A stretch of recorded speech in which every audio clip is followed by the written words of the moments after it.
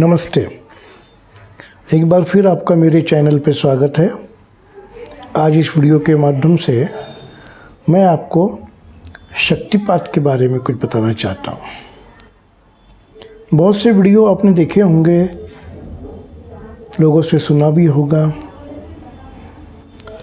कि गुरु और दूसरे लोग जो भी किसी न किसी पद्धति के साथ काम करते हैं, जो ऊर्जा की पद्धतियां हैं, उनमें शक्तिपात किया जाता है। क्या है ये शक्तिपात? इसका क्या महत्व है? क्या ये जरूरी है हमारे लिए? इन बातों को समझने के लिए इस वीडियो को पूरे अंत तक देखें। आपके अगर कुछ सुझाव हैं, कुछ प्रश्न हैं, तो अवश्य मुझे ईमेल करें। मेरा ईमेल और व्हाट्सएप का नंबर इस वीडियो के डिस्क्रिप्शन बॉक्स में लिखा हुआ है। आपका स्वागत है।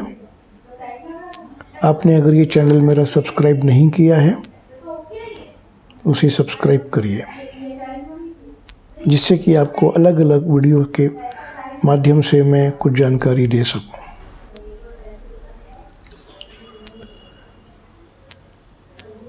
जैसा कि आप लोग अभी तक जानते हैं, मैं ओमनी होलिस्टिक सेंटर के माध्यम से अलग अलग रेकी की पद्धतियाँ लोगों को सिखाता हूँ। मेरा अपना जो कुछ भी कंट्रीब्यूशन है एनर्जी के फील्ड में, उसके माध्यम से मैंने ओमनी पद्धतियाँ, जो आज की तारीख में कुल 14 पद्धतियाँ हैं, उनको सिखाता हूँ। इन सभी पद्धतियों में शक्तिपात किया जाता है, जिसे अंग्रेजी में अट्यूनमेंट या इनिशिएशन कहा जाता है। यहाँ ये बात ध्यान में लेना बहुत आवश्यक है, ध्यान में रखना आवश्यक है कि शक्तिपात हमेशा ऊर्जा के माध्यम से किया जाता है। बहुत ही प्योर ऊर्जा, शुद्ध ऊर्जा, जो कि सार्वभौमिक जीवन शक्ति या कॉस्मिक ऊर्जा भी हो सकती है, या हमारे पृथ्वी की ऊर्जा भी हो सकती है। सभी पद्धतियों में अलग अलग ऊर्जाओं का इस्तेमाल किया जाता है। सार्वभौमिक जीवन शक्ति या कॉस्मिक ऊर्जा या ब्रह्मांड की ऊर्जा का शक्तिपात खास करके ऊपर के 4 चक्रों में, सहस्त्रार चक्र, आज्ञा चक्र, विशुद्ध चक्र, अनाहत चक्र, इन 4 चक्रों को एक्टिवेट करने के लिए किया जाता है। कहने का मतलब ये है कि अगर मुझे इन 4 चक्रों का शक्तिपात करना है या एनर्जी देनी है, तो इन 4 चक्रों के ऊपर काम करने के लिए जो पद्धति मैं अपनाऊंगा या जो विधि इसमें लागू होती है, उसे ही हम शक्तिपात कहेंगे। शक्तिपात का सीधा मतलब होता है आपके चक्रों को इस तरीके से हमें एक्टिवेट करना, जिससे आप इस ऊर्जा के एक माध्यम बन जाते हैं। यहाँ ये बात ध्यान रखना हमारे लिए बहुत आवश्यक है कि कोई भी व्यक्ति जो शक्तिपात करता है, वो स्वयं की ऊर्जा, अपनी फिजिकल ऊर्जा आपको कभी नहीं देता। वो हर बार ब्रह्मांड की ऊर्जा या पृथ्वी की ऊर्जा का आवाहन करता है और उसके माध्यम से ही आपके चक्रों पर काम करता है, जिससे कि आप इस विशुद्ध शक्ति के माध्यम बन सकें। एक एक चक्र से गुजरते हुए ये शक्ति, ये ऊर्जा आप तक पहुंचेगी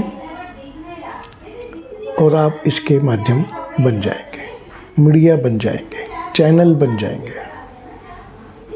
इसके बाद आपका काम है अपने लिए, दूसरों के लिए इस शक्ति के माध्यम से आप काम करें। आरोग्य के लिए, समृद्धि के लिए, रिलेशंस को ठीक करने के लिए, ऐसी किसी भी समस्या से अगर कोई जूझ रहा है, कोई काम करना चाहता है, निवारण पाना चाहता है, तो आप उसकी मदद कर सकते हैं। सबसे बड़ी बात शक्तिपात की जो विशेषता है, ये बहुत ही पॉजिटिव एनर्जी होती है, बिल्कुल सकारात्मक, क्योंकि ब्रह्मांड से आती है। आपने इसका आवाहन किया है अच्छे अर्थों के लिए, किसी बात को विशेष रूप से ध्यान में रखकर, वो ऊर्जा आपको मदद करती है। इसी तरीके से जो हमारे नीचे के चक्र हैं 3, जिनमें मणिपुर चक्र, स्वादिष्टान चक्र और मूलाधार चक्र आते हैं, उनके लिए खास करके हम पृथ्वी की ऊर्जा का आवाहन करते हैं। जापानीज लोग इन दोनों ऊर्जाओं को यांग और यीन, इन 2 नामों से जानते हैं। आप में से बहुत से लोगों ने रेकी का प्रोग्राम सीखा होगा। जिन्होंने रेकी सीखी है, उनके लिए ये समझना बहुत आसान होगा कि रेकी का सीधा मतलब क्या है। अगर हम इसे अंग्रेजी भाषा में लिखते हैं तो REIKI ऐसा लिखा जाता है। REI रे का मतलब होता है यूनिवर्सल या सार्वभौमिक, ब्रह्मांडीय। KI की का मतलब होता है ऊर्जा या शक्ति या एनर्जी। तो रेकी का सीधा मतलब, अगर हम इसको समझें, सार्वभौमिक जीवन शक्ति या ब्रह्मांडीय ऊर्जा है। यहाँ तो हम समझ गए। अब ये शक्ति हम में आने के लिए हमें किसी अच्छे गुरु की मदद पड़ेगी, उनकी सहायता लेनी होगी, उनसे मार्गदर्शन लेना होगा। बहुत से लोग ये प्रयोग करते हैं इंटरनेट के माध्यम से, किताबों के माध्यम से, अपने मन से स्वयं को संचारित करने की कोशिश करते हैं, लेकिन उसमें ये भूल जाते हैं कि जब आप स्वयं के लिए ऊर्जा का संचार करने की कोशिश करते हैं, उसमें कई बार ब्रह्मांड की ऊर्जा न होके आपके स्वयं की शरीर की ऊर्जा ही काम आती है। तो कभी भी ऐसे कोई भी प्रयोग अपने लिए न करें। आपकी नज़र में आपके आसपास जो भी अच्छे गुरु हैं, उनको संपर्क करें और उनसे और बहुत अच्छे तरीके से इन चीज़ों को सीखें। सभी गुरु बहुत अच्छे हैं, उन्हें बहुत नॉलेज है, उनके पास ये सारी सुविधाएं हैं कि वो आपको बहुत अच्छे तरीके से इसके बारे में समझा सकें। कभी भी सेल्फ अट्यूनमेंट या अपने मन से स्वयं का शक्तिपात करने की कोशिश न करें। शक्तिपात एक ऐसी विधि है जो आपको ब्रह्मांडीय ऊर्जा और पृथ्वी के ऊर्जा का एक माध्यम बनाती है। अपने आप पर विश्वास करें। इसके लिए बहुत ज़रूरी है कि आप जब तक अपने ऊपर विश्वास नहीं करेंगे, आप दूसरों पे विश्वास नहीं कर सकते। ये इसलिए भी आवश्यक है क्योंकि आप एक किसी विशेष ऊर्जा से जुड़ने जा रहे हैं। ऐसे तो ऊर्जा हम सब में है और सभी लेवल की ऊर्जा है, चाहे वो फिजिकल लेवल की हो, मेंटल हो, इमोशनल हो, साइकोलॉजिकल हो, स्पिरिचुअल हो, कुछ भी हो। ये सारी टर्म्स हमने बहुत बार सुने, बहुत बार पढ़े। हम इनसे इतने अनभिज्ञ नहीं हैं। हम जानते हैं थोड़ा बहुत, हम चक्रों के बारे में भी जानते हैं, हम ऊर्जा के बारे में भी जानते हैं। बस हमें इनको समझने की आवश्यकता है। समझना बहुत आवश्यक है। कोई भी काम जब हम शुरू करने का प्रयास करते हैं तो सबसे पहले क्या समझते हैं, उस काम को हम कैसे करें, इस काम को करने के लिए क्या तरीके अपनाए जाएंगे, एक प्लानिंग कब करना है, ये सारी बातों का ध्यान में रख के ही कोई नया काम शुरू होता है। यही चीज़ मैं मेरे रेकी के प्रोग्राम्स में, ओमनी के प्रोग्राम्स में लोगों को बोलता हूँ कि अगर आप मेरे यहाँ कोई भी प्रोग्राम सीखते आते हैं, अच्छे मन से आए। दिमाग का जितना भी एनालिसिस है उसको एक तरफ रख के आए, उससे आप कभी कुछ हासिल नहीं कर पाओगे। किसी भी गुरु के पास अगर आप जाते हैं तो ये मान के जाएं कि हमें कुछ नहीं आता। जैसा गुरु हमारा मार्गदर्शन करेंगे हम वैसा ही सीखेंगे। कुछ लोग मुझे कहते हैं ऐसे में हमारा अपना नुकसान हो सकता है, अगर हमें अच्छे गुरु नहीं मिले तो। यहीं हम गड़बड़ कर जाते हैं, यहीं हमारे मन में शक पैदा हो जाता है। कोई भी काम शक रख के, मन में संदेह रख कर न करें। रेकी भी नहीं सीखें, मेडिटेशन भी नहीं करें, क्योंकि आप कभी उसको अच्छे से नहीं सीख पाएंगे। कुछ दिन करेंगे फिर छोड़ देंगे। जो निरंतरता या कंटिन्यूटी होनी चाहिए वो उसमें नहीं हो पाएगी, उसका पूरा फ़ायदा आपको नहीं मिलेगा। जब भी आप शक्तिपात की सोचें, किसी अच्छे गुरु से शक्तिपात लें, तो इस बात को बहुत ध्यान में रखें। कभी किसी का कोई नुकसान नहीं होता।